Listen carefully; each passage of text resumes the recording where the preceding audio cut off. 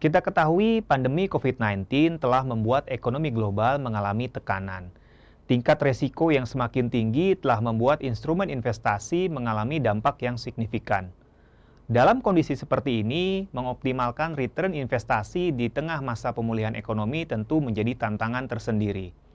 Oleh karena itu, media asuransi menghadirkan mini webinar dengan harapan memberikan insight kepada seluruh industri asuransi untuk mengoptimalkan return dalam investasinya.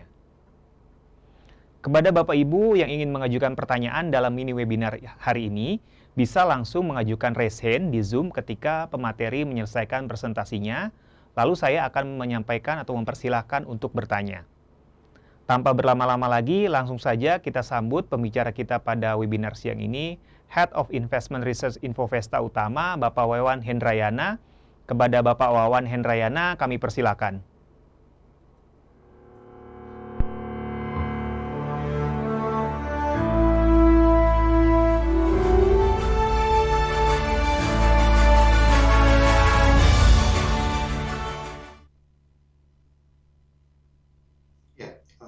Selamat siang, Bapak Ibu-Ibu. Terima kasih saya diberikan kesempatan oleh media asuransi untuk sharing ke Bapak Ibu sekalian, rekan-rekan dari asuransi jiwa, untuk membahas tentang recovery ekonomi dan seperti apa strategi yang tepat untuk mengarungi hal tersebut. Jadi, perkenalkan dulu, saya Wawan Hendrayana. Saya adalah Head of Research dari Infovesta. Infovesta sendiri adalah perusahaan riset yang kita berdiri dari tahun 2005 sampai sekarang, dan salah satunya kita juga memantau tentang kinerja unit link, sehingga kami dapat membantu media asuransi untuk menyediakan data-data terkait kinerja unit link yang diperlukan untuk melakukan pemeringkatan hari ini. Untuk menyingkat waktu, saya akan share. Apakah layar saya sudah terlihat, Bapak Ibu ya? Oke. Jadi untuk webinar pada kesempatan siang ini, itu fokusnya adalah bagaimana kita bisa mengarungi recovery ekonomi di saat ancaman tahun ini berbeda dengan tahun lalu. Tahun ini ancamannya adalah inflasi tinggi dan juga pengetatan moneter karena ada potensi kenaikan suku bunga. Jadi sebagai gambaran, Bapak Ibu, kami di Infovesta itu kita melakukan indeks terhadap kinerja unit link. Ada 3 tipe unit link yang kita indekskan. Yang utama itu adalah campuran berbasis pendapatan tetap dan juga saham. Ini kalau di tahun 2021 kita bisa lihat seperti ini. Yang hijau ini adalah yang berbasis pendapatan tetap. Jadi di tahun lalu unit link berbasis pendapatan tetap ini superior dibanding jenis lainnya karena dia mampu menghasilkan kinerja yang tertinggi, disusul oleh yang campuran. Dan sayangnya yang saham memang rata-rata di tahun lalu unit link ini itu negatif. Ini kinerja tahun 2021. Tetapi di tahun 2022 ini terjadi pembalikan, Bapak Ibu ya. Yang sudah kita amati year to date itu justru unit link berbasis saham itu menjadi yang tertinggi. Jadi kalau kita hitung sudah hampir 4 bulan ini itu sekitar 3,6% itu berbasis saham. Campuran itu sekitar 2%, dan berkebalikan dari tahun lalu, itu unit link yang pendapatan tetap itu justru negatif, hampir 1%. Kenapa hal ini terjadi? Nanti kita akan bahas apa yang terjadi, tetapi yang terjadi adalah kekhawatiran kenaikan suku bunga di tahun ini itu menjadi tantangan paling berat untuk yang berbasis pendapatan tetap. Jadi fokus daripada hari ini kita akan melihat dua hal tersebut. Tapi sebelumnya untuk kita melihat seperti apa trennya untuk dalam negeri, kita akan melihat dulu pandangan kami terhadap tren yang terjadi pada luar negeri. Jadi nomor satu ya tentu saja kalau kita bicara global, itu pasti di Amerika Serikat ya. Jadi Bapak Ibu, di tahun ini Amerika Serikat mengalami beberapa hal yang sangat unik ya. Salah satunya adalah kenaikan inflasi yang luar biasa tinggi, 8% lebih. Ini salah satu yang tertinggi dalam 40 tahun terakhir. Kenapa bisa setinggi itu inflasinya? Ya bermacam-macam alasannya. Salah satunya adalah kenaikan harga bahan bakar.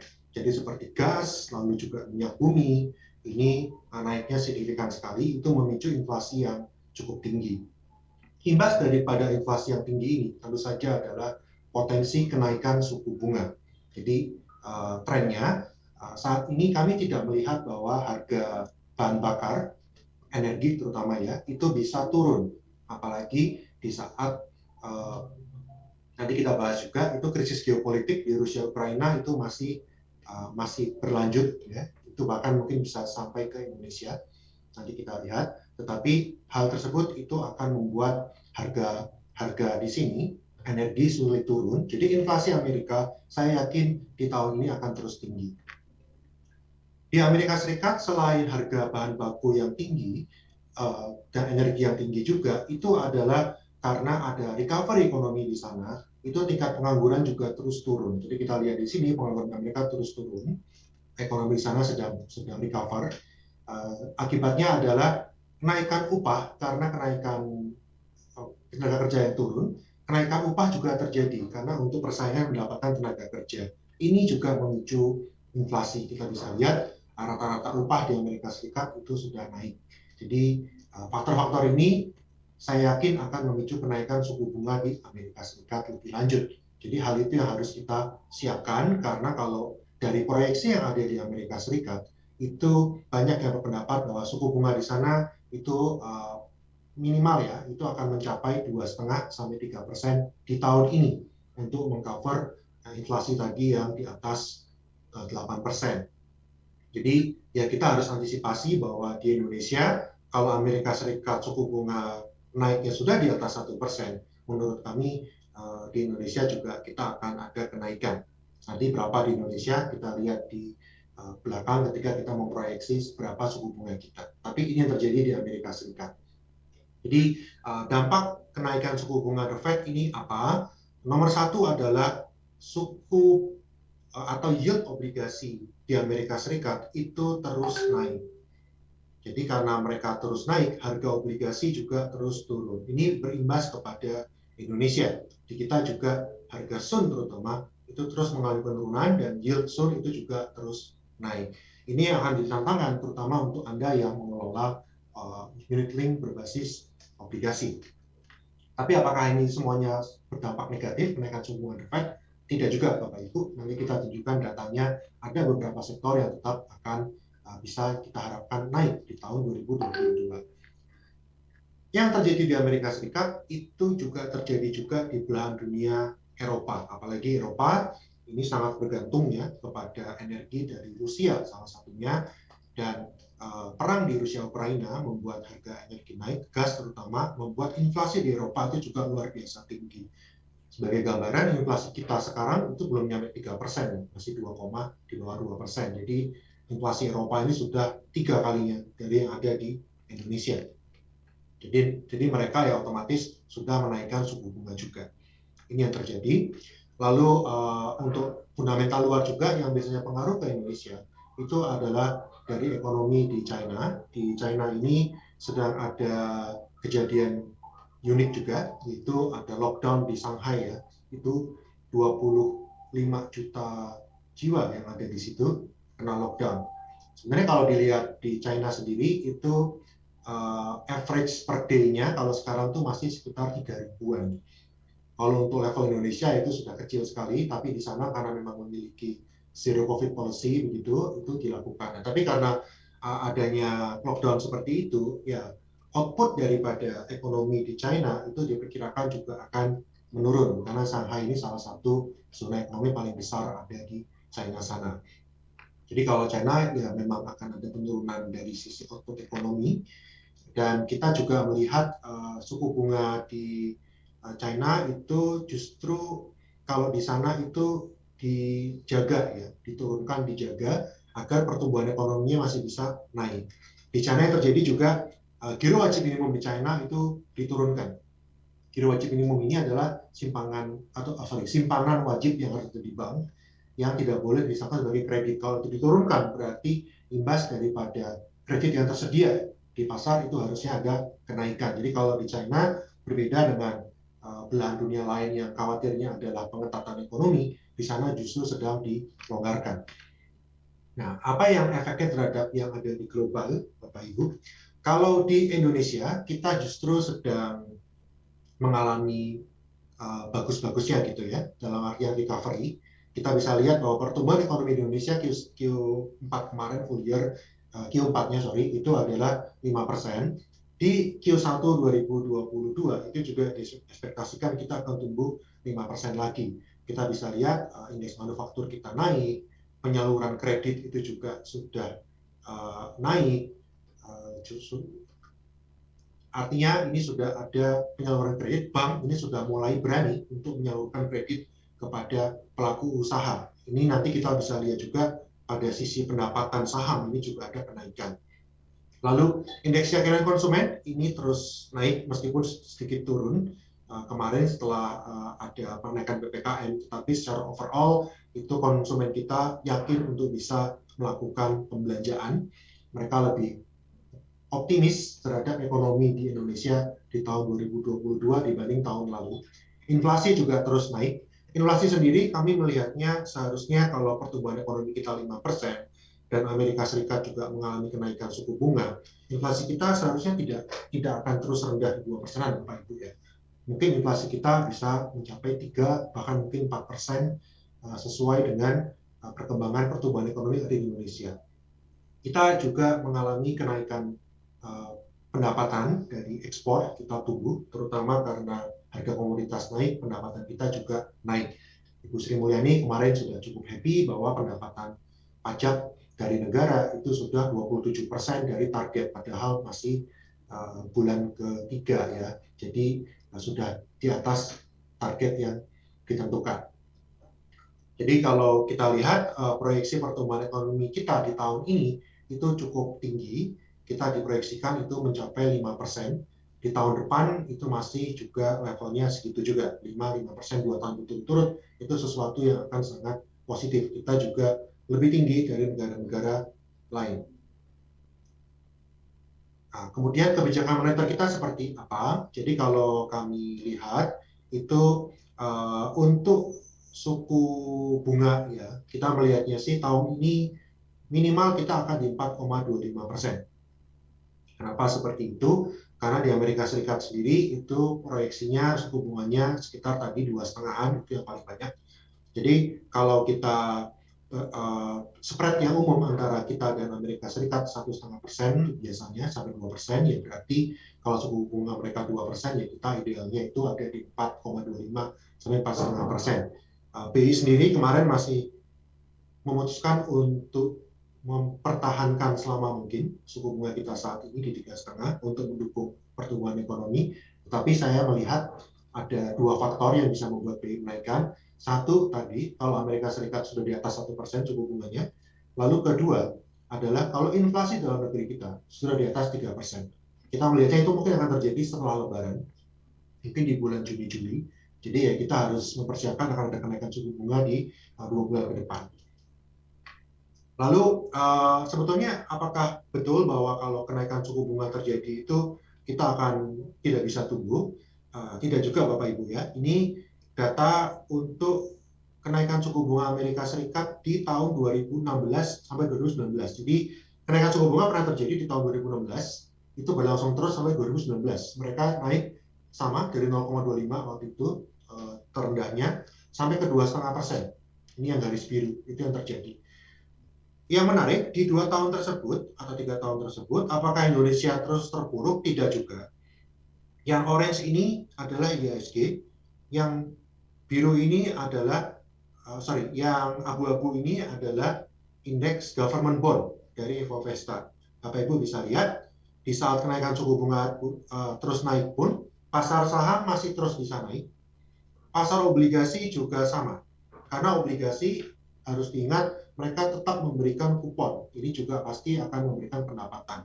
Harga sepanjang bisa recover ya otomatis profit ya. Lalu efeknya apa? Lebih kepada ketika terjadi kenaikan suku bunga diumumkan, biasanya terjadi penurunan jangka pendek, baik itu pada saham maupun obligasi. Ini suku bunga naik, ini turun. Suku bunga naik, ini pengumuman, ini turun lagi ya, seperti itu ya. Tapi overall, sepanjang memang fundamental ekonomi di Indonesia itu baik, itu kenaikan suku bunga tidak menghambat untuk pertumbuhan pasar modal. Tetap kita bisa tumbuh. Ya mungkin memang tidak setinggi kalau suku bunga tidak naik, tapi kenyataannya adalah suku bunga naik, pasar modal kita tetap memberikan profit. Jadi ya ini tetap bisa menjadi keyakinan kepada nasabah juga, bahwa kepada nasabah baik pasar modal ya, unit link termasuk, bahwa investasi itu tidak berarti akan rugi kalau tren suku bunga adalah naik. Isu lain di dalam yang kita hadapi sekarang, ya yang paling hot tentu saja adalah tentang Rusia dan Ukraina. Efeknya adalah perang di sana ini membuat harga komoditas akan terus naik. Kenapa? Karena Barat, Amerika Serikat dan juga Inggris dan juga Eropa ya, itu melakukan sanksi ekonomi terhadap Rusia. Salah satunya adalah mereka tidak mau membeli energi dari Rusia. Kalau gas sih tetap dilakukan pembelian, tapi kalau batu bara ini di stop ya. Ya, yang kita diuntungkan sih Indonesia, sangat diuntungkan karena dengan satu harganya naik, lalu dua juga demand-nya naik. Jadi untuk kenaikan harga komoditas ini so far di Indonesia imbasnya masih positif. Tetapi tentu saja ada imbas lain adalah harga energi itu terus naik ya. CPO dan juga energi itu terus naik, itu bisa memicu inflasi di kita. Karena di Indonesia itu kita juga sudah mulai adjustment untuk menaikkan harga energi. Harga BBM itu sudah mulai naik. Jadi ini yang terjadi. Saya rasa ya kalau harga batu bara, minyak bumi ini jangka pendek masih bersifat positif untuk kita, tapi itu juga memicu kenaikan harga bahan baku ya, termasuk gandum. Jadi kalau kita lihat nanti sektor-sektor consumer good itu salah satu yang tertekan karena harga bahan bakunya juga naik. Tentu saja harga bahan baku naik, pilihannya adalah apakah akan dibebankan kepada masyarakat dengan kenaikan harga, atau kalau tidak berarti ya profitabilitas akan turun. Jadi imbasnya untuk sektor consumer good ini masih cenderung akan tertekan di jangka pendek ini. Lalu juga pemerintah tadi kenaikan harga minyak, itu harga pertama itu sudah naik menjadi 12.500, ini pasti memicu inflasi. Tapi sebetulnya ini masih subsidi Bapak Ibu ya, karena kalau kita bandingkan dengan yang kemarin saya masih lihat yang di Shell itu harga RON 92-nya ya sudah 16.000 lebih ya. Jadi sebetulnya harga pertama 12.500 pun itu masih merupakan harga subsidi. Tapi ada wacana lagi pemerintah juga akan menaikkan yang Pertalite dari sekarang 7.50 mau dinaikkan. Tapi kalau itu imbasnya pasti akan lebih besar. Kita lihat seperti apa keputusan dari pemerintah. Karena sebetulnya kalau kita bicara tentang subsidi, apakah pemerintah ada dananya atau tidak, saya rasa ada. Karena kenaikan penjualan energi lain seperti batu bara, lalu juga CPO, itu signifikan sekali. Jadi pemerintah pasti juga akan diuntungkan dari sisi itu. Lalu juga pemerintah menaikkan PPN menjadi 11%, dan ini ada potensi akan naik lagi di 2025. Yang bagaimanapun juga meskipun kenaikan 1%, tapi itu sebenarnya kalau dari sisi pajaknya sendiri itu 10% ya kenaikannya. Jadi cukup signifikan, dan itu bisa memicu lagi untuk inflasi tadi. Jadi kita melihat memang inflasi tahun ini sepertinya terus akan mengalami kenaikan. Lalu seperti apa pasar saham itu di pasar market sekarang? Jadi kalau kita bicara tentang year to date, sektor yang paling naik energi, batu bara terutama, lalu transportasi dan logistik, ini juga karena pemerintah terus membuka untuk level PPKM turun, aktivitas masyarakat terbuka, ini terus naik. Yang terus mengalami penurunan itu masih sektor teknologi. Jadi kita lihat sendiri, sektor teknologi memang tahun lalu itu salah satu yang booming, tapi di tahun ini tidak. Tahun ini masih cenderung negatif. Bahkan Goto pun itu hanya naik di awal-awal perdagangan ya. Saat ini tadi saya cek, itu harganya sudah kembali ke harga IPO. Itu pun mungkin karena masih ada green shoe option, di mana memang ada underwriter-nya ini menjaga ya, sebulan setelah Goto IPO, itu harganya tidak jatuh di bawah harga IPO-nya. Mungkin nanti setelah 1 bulan atau setelah opsi green shoe-nya itu habis, kita tidak tahu seperti apakah Goto akan bernasib seperti Bukalapak. Karena secara fundamental, sekali lagi Bapak Ibu, itu perusahaan yang merugi dan belum tahu apakah bahkan 3 tahun ke depan pun itu tidak ada proyeksi bahwa mereka akan profitable. Jadi mungkin untuk fund manager termasuk Anda yang mengelola unit link memang harus mempertimbangkan baik-baik kalau masuk ke sektor teknologi. Jadi secara fundamental ini tidak masuk. Secara prospek mungkin yang digadang-gadang oleh para pelaku pasar, tetapi unit link sebagai long term gitu ya memang harus dilihat apakah layak untuk masuk ke teknologi atau tidak. Karena Goto sendiri itu secara kapitalisasi itu hampir 5% dari IHSG.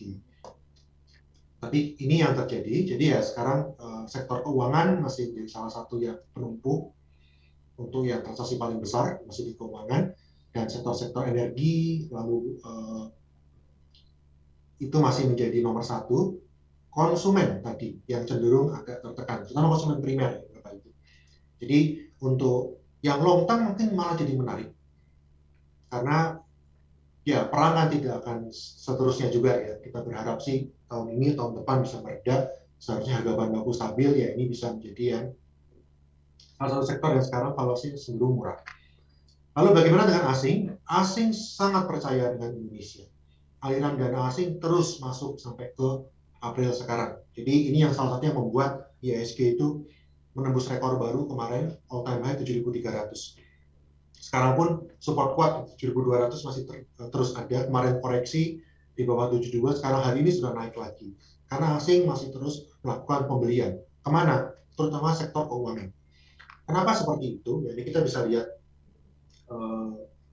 yang kita lihat ya Bapak Ibu ya. Satu, neraca dagang Indonesia. Kita surplus, itu optimis. Lalu juga komoditas terus naik. Nah, ini yang menarik. Ini data sejak tahun 70 sampai dengan tahun lalu. Apa yang terjadi kalau The Fed menaikkan suku bunga? Apa sih yang akan diburu oleh investor global gitu ya? Nomor satu itu adalah ini S&P GSCI. GSCI ini jenis komoditi. Berarti komoditi itu yang paling diuntungkan atau paling diburu ketika suku bunga mengalami kenaikan. Kedua, setelah komoditi, asing masuk ke mana? Ke sini, MSCI Emerging Market. Indonesia salah satu yang masuk ya. Jadi Indonesia itu salah satu yang diburu kalau suku bunga naik. Jadi ya negara kita ini saat ini masih sangat menarik. Satu, memang secara historis suku bunga naik kita diburu. Dua, kita didukung oleh komoditas yang sedang bagus-bagusnya. Di mana dua ini adalah dua ekspor utama kita. Ini bisa membuat neraca dagang kita positif. Satu lagi yang membuat kita sangat diburu, Bapak Ibu, ini adalah kinerja keuangan LQ45 di tahun 2020. Jadi tahun pandemi. Di tahun 2020, rata-rata dari saham LQ45 itu mengalami penurunan penjualan sampai dengan 10%. Tapi net income-nya itu masih bisa ada kenaikan sekitar 8,6% di tahun 2020. Ini artinya apa? Ya berarti penjualan turun tapi masih bisa net income naik, berarti pasti melakukan penghematan gitu Bapak Ibu ya. Sehingga mereka masih bisa menjaga net income-nya masih bisa naik. Tapi di tahun 2021 yang terjadi adalah hampir semuanya mengalami kenaikan penjualan. Penjualannya naik 22% rata-rata di MCLQ45. Dan yang menarik lagi, net income-nya rata-rata naiknya sampai 85%. Jadi ini ya mungkin karena memang masih levelnya masih penghematan gitu ya. Dengan WFO mungkin ada yang dihemat begitu. WFH, work from home mungkin ada yang dihemat. Tetapi level penjualannya naik di tahun 2021. Jadi income-nya naik cukup tinggi ya. Saya rasa di tahun 2022 diproyeksikan sih penjualan masih terus naik. Net income mungkin nggak akan naik setinggi ini lagi ya Bapak Ibu, karena kita kan sudah mulai WFO-nya sudah mulai banyak. Kami sendiri sudah full WFO sekarang. Klien-klien kami saya lihat juga banyak asuransi sudah WFO juga ya. Jadi tidak akan setinggi ini lagi, tetapi ya masih akan naik. Kenaikan yang luar biasa ini membuat valuasi daripada LQ45 itu tidak mahal, even dengan skala level IHSG di 7.200. Karena dengan naiknya income 85%, kan kalau kita bicara tentang price earning ratio, harga dibagi earning, earningnya naik 80%. Ya otomatis secara valuasi, price dibagi earning, karena earningnya naik tinggi, ya ini langsung turun Bapak Ibu ya, PER-nya langsung turun. Jadi level level LQ45 sekarang mahal atau tidak? Tidak. Wajar aja belum, masih murah dengan level 7.200. Kapan ini wajar? Sekitar mungkin kalau ISG-nya menyentuh 7.400, 7.500. Jadi level sekarang itu ya masih menarik untuk melakukan investasi. Dengan asumsi earning dari ini tahun 2022 masih akan tumbuh. Jadi seperti itu. Jadi kalau faktor apa sih yang akan pengaruh ya ke pasar modal kita? Sekarang itu adalah komoditas masih tinggi karena sanksi-sanksi negara barat terhadap Rusia dan mungkin China itu saat ini masih menguntungkan untuk negara kita, negara Indonesia. Lalu dua, recovery ekonomi. Demand itu sudah mulai naik karena pelonggaran batasan sudah dibuka. Jadi kemarin ada studi ya bahwa dilakukan sampling itu Bapak Ibu, 2.100 penduduk Indonesia di sampling di Indonesia untuk dicek punya kekebalan terhadap COVID atau tidak. 99,2% jumlah penduduk kita itu memiliki kekebalan. Tinggi sekali, ya. Dari mana itu? Bisa dari vaksinasi atau memang sudah terpapar oleh COVID itu sendiri, terutama varian Omicron ya. Karena memang cepat sekali dan bisa jadi itu OTG, tidak bergejala, tapi setinggi itu. Jadi ya, itu good news sekali untuk Indonesia. Apakah kita sudah aman kalau gitu ya belum tentu Bapak Ibu ya. Kita belum tahu apakah ada varian baru, knock on wood semoga tidak, ada varian baru mutasi lagi yang ganas lagi. Tetapi ujian pemerintah saat ini adalah di mudik. Pemerintah ini membuka mudik dengan berbagai pertimbangan. Jadi pemerintah take risk di sini, dia buka mudik. Ujiannya nanti adalah pasca mudik. Jadi kita lihat minggu kedua atau ketiga bulan Mei. Kalau memang tidak ada kenaikan signifikan sekali dari sisi penderita COVID baru ya saya rasa Indonesia membuktikan bahwa kita negara yang memang sudah bisa untuk lebih fokus kepada pertumbuhan ekonomi. Aktivitas sudah dibuka. Tetapi dari sisi lain ada cons ya Bapak Ibu ya. Ini nomor satu adalah harga komoditas yang sangat tinggi ini tentu saja tidak bisa stay terus-terusan. Harga batu bara sekarang di atas 300, saya rasa ya mungkin akan turun terus seiring dengan nanti harapannya ya Rusia Ukraina bisa ada kesepakatan, mungkin akan turun. Tapi turunnya pun kami lihatnya tidak mencapai di bawah $200 per ton. Lalu kedua, ya China itu memilih untuk mengorbankan ekonomi untuk menjaga kesehatan. Jadi ini mungkin akan berimbas juga ke permintaan komoditas. Jadi harga komoditas bisa saja mengalami penurunan. Jadi kalau untuk saham, kita yakin dengan pertumbuhan ekonomi tahun ini, target IHSG kami tahun ini berapa? 7.500 Bapak Ibu. Itu dari awal tahun. Itu ekuivalen 10-12% pertumbuhan IHSG. Jadi pertumbuhan ekonomi kita terus lebih baik, 5% target tahun ini. Dana asing masih terus optimis sekali masuk ke Indonesia. Pelonggaran moneter di China itu masih di sana masih diperlonggar. Terus valuasi kita sangat menarik sekali. Tapi konsnya kita, inflasi harusnya akan tinggi. Bahkan ada yang memproyeksi sampai 5%, 6% tahun ini. Lalu kedua, suku bunga The Fed itu pasti akan naik. Targetnya 2,5% kalau dari kami. Jadi kalau itu 2,5 di Indonesia harusnya kita 4,25 dan 4,5%. Lalu untuk saham investor retail ya, awal tahun sih semangat sekali untuk masuk, tapi growth-nya investor retail sudah mulai agak melambat, tapi ya kita lihat. Lalu geopolitik Ukraina-Rusia ini dalam jangka panjang ini bisa berimbas ke kita juga. Contoh, kita kan tuan rumah G20, ini ada tekanan besar sekali dari negara barat ya, untuk kita tidak mengundang Rusia. Ya ini salah satu challenge nih buat kita ya, seperti apa politik kita. Apakah kita tetap akan on track ya, pokoknya memang G20 ya kita undang 2020-nya, meskipun ada tekanan dari US, atau kita akan ikut dengan tekanan US, tetapi kalau seperti itu biasanya pasti ada ininya ya,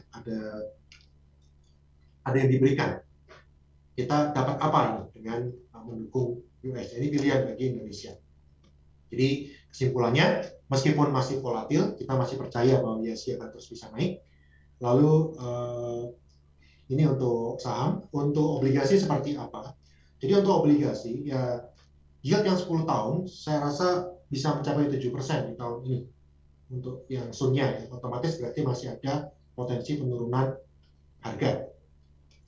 Tetapi Bapak Ibu, kalau kita lihat, asing itu juga terus turun pada porsi kepemilikan sunnya.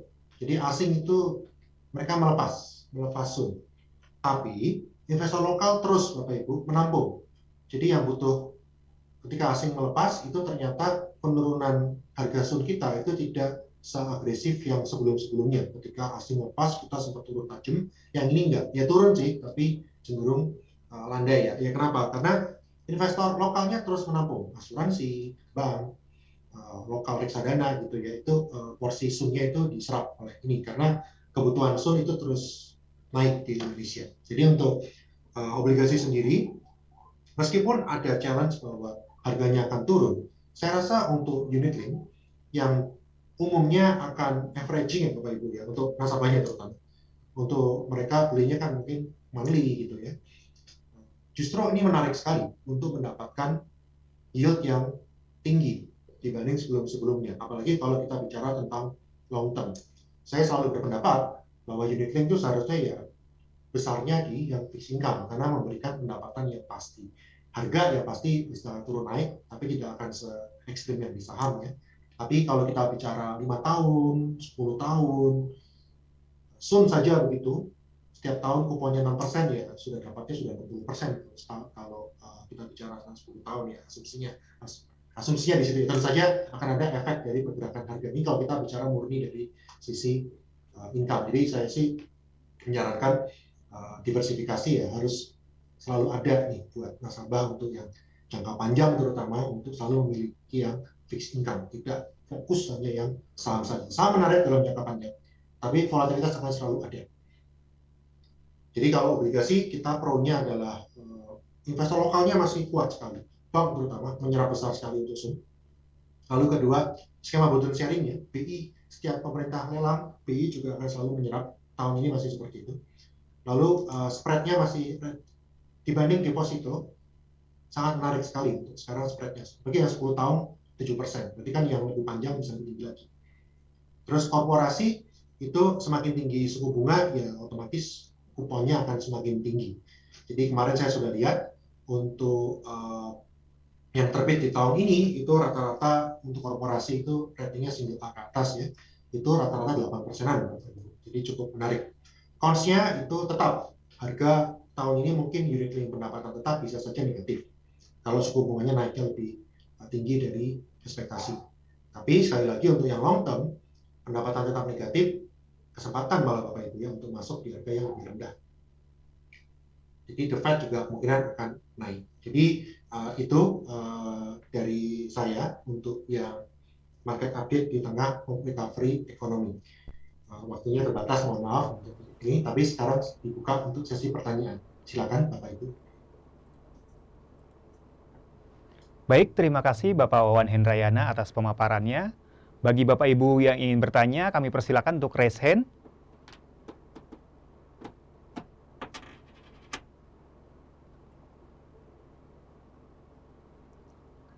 Jika belum ada, mungkin coba saya ingin bertanya terlebih dahulu mungkin ke Pak Wawan ya.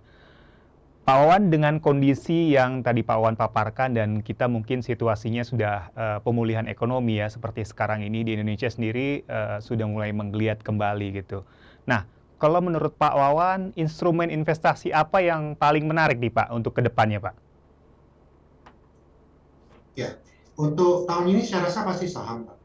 Jadi di tengah recovery ekonomi, ya saham paling menarik. Terutama di tahun ini saham-saham sektor keuangan, komoditas, infrastruktur ya, itu dipandang menarik. Lalu, tapi meskipun saham menarik, tetapi obligasi juga saya rasa untuk yang long term tahun ini bisa menjadi pilihan juga. Memang mungkin tidak untuk tahun ini. Kalau obligasi masuk tahun ini ya, kita baru bisa menikmati itu mungkin di tahun depan setelah tahun ini kan mungkin hanya mendapatkan kupon, tapi tahun depan baru akan menaikkan harga. Karena tadi kita lihat ya, yang tahun 2016 sampai 2019, Sun itu totalnya tetap terus mengalami kenaikan, tetap ada profitabilitas di situ dan relatif aman. Jadi saya rasa itu Pak, tetap tahun ini baik obligasi menarik, saham juga valuasi tadi kita lihat sendiri, kita masih sangat terbuka untuk kita bisa membuat lebih tinggi lagi. Oke, baik. Terima kasih Pak Wawan. Bapak Ibu, bagi yang ingin bertanya kami persilakan bisa raise hand atau mungkin bisa melalui kolom chat untuk nanti kami bacakan. Oke, baik. Pertanyaan selanjutnya nih Pak Wawan, dengan instrumen yang menarik seperti Pak Wawan bilang tadi ya, kira-kira untuk strateginya sendiri seperti apa baiknya Pak untuk portofolio balancing kita ke depannya, mungkin bobotnya atau komposisinya seperti apa nih Pak Wawan?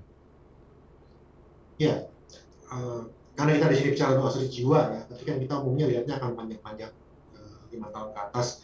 Saya rasa sih formasinya harus balance sih Bapak Ibu. Jadi 442 sih yang saya sarankan ya. Itu 40% pada berbasis obligasi, 40% pada berbasis saham, dan ya 20% itu yang berbasis pasar uang. Ini memang untuk investor yang moderat, tapi saya rasa kita bisa menikmati kenaikan saham dengan itu di tahun ini. Dan tahun depan harapannya nanti kalau suku bunga sudah mulai stabil, ya kita akan bisa menikmati yang kenaikan pada obligasi, dan 20% pada pasar uang ini tetap untuk menjaga likuiditas. Oke, baik. Apakah masih ada yang ingin bertanya Bapak Ibu sekalian?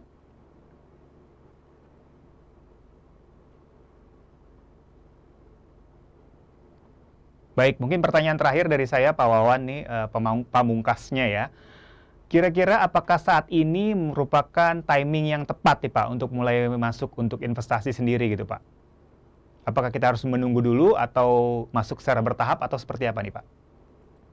Ya, tentu saja ya memang sih ada pepatah yang bilang selling man go away gitu ya, karena biasanya saham, terutama saham, itu kalau di bulan Mei, Juni, sampai Agustus biasanya cenderung ada koreksi. Memang di Indonesia juga Agustus itu adalah bulan yang biasanya paling sering ISG-nya mengalami negatif. Tetapi sekali lagi karena kita konteksnya adalah asuransi jiwa, di sini apalagi itu unit link adalah jangka panjang, saya rasa tidak ada kata benar atau salah untuk investasi ya. Karena unit link kan dilakukannya adalah secara berkala, jadi ya saya yakin saat ini saat yang tepat juga untuk masuk, karena Salman Gowe itu kan berdasarkan yang sebelum-sebelumnya, tapi tahun ini kita spesial sekali adalah tahun recovery ekonomi yang sangat kuat kalau tadi lihat data-datanya, jadi belum tentu juga kita bulan Agustus nanti sampai Agustus nanti bisa jadi negatif, belum tentu juga. Jadi saya yakin sekarang saat yang tepat untuk investasi. Oke. Baik, terima kasih Pak Wawan Hendrayana, Head of Investment Research Infovesta Utama atas diskusi dan pemaparannya. Dengan berakhirnya mini webinar kali ini, maka berakhir pula diskusi kita yang pemaparannya sangat menarik dari Pak Wawan.